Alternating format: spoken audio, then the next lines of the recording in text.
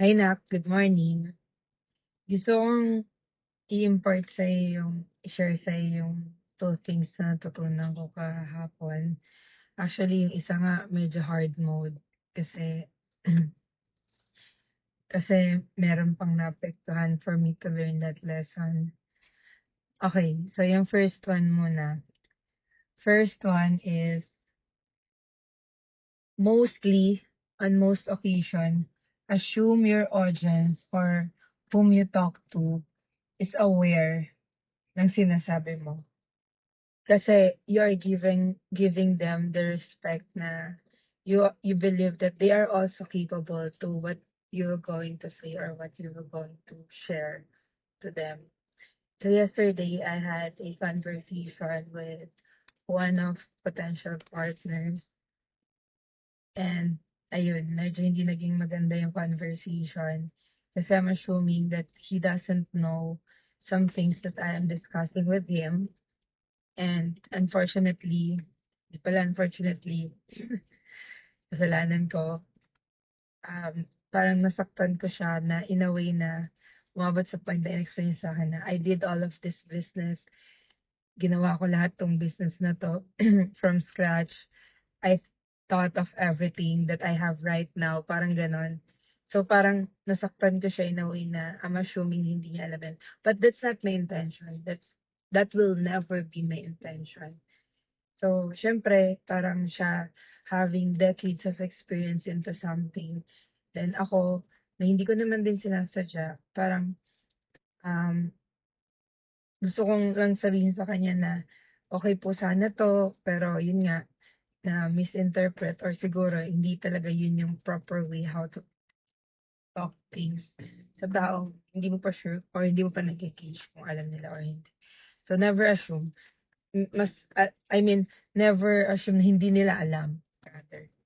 So, ayun, yun yung lesson number 1. Grabe, sobrang nakonsensya ako dun. Hindi ko yun sinasadya. Kaya right after that call, ito na, lesson number 2. Never let anyone know, never let anyone na hindi ka affected nung nangyari na yun. Lalo na kung nasaktan mo sila. So this lesson, apologize as soon as possible. So once you know na nagkamali ka, try to apologize. Yes, there could be some instances na hindi nila tatanggapin yung apology mo, but at least nasabi mo kagad. Kasi it's not about them na pag nasabi mo yun. It will be about you personally sa sarili mo.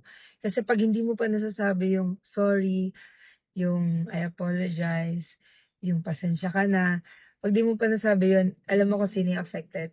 Ikaw. Kasi ako naman nung moment na yun, parang 10 minutes or 15 minutes akong di mapakali. I cannot resume dun sa kailangan kong gawin kasi yun yung lagi kong naiisip. Tapos ngayon, nung nasend ko na yung sorry ko na hindi ko sinasadyang saktan siya or na alam mo yun, yung ma-misinterpret niya yung sinasabi ko, lumuwag yung pakiramdam ko. Naka-proceed ako sa day-to-day task ko.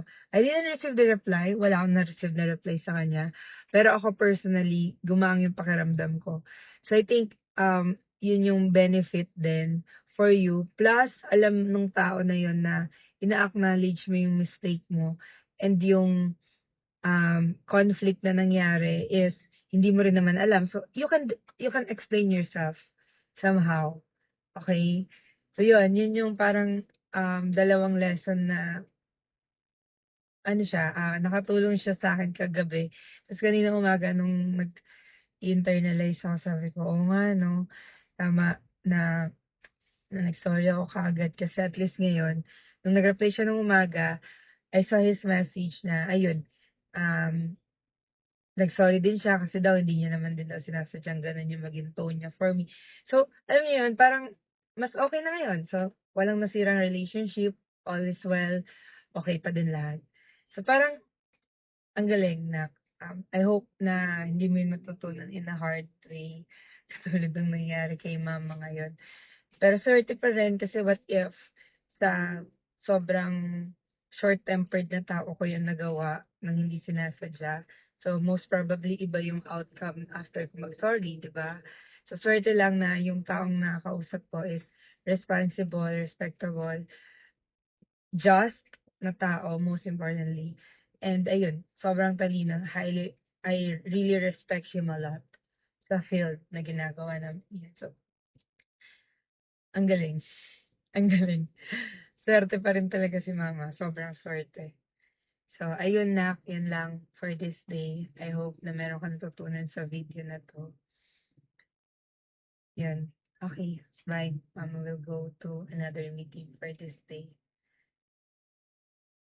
I will love you forever. Bye.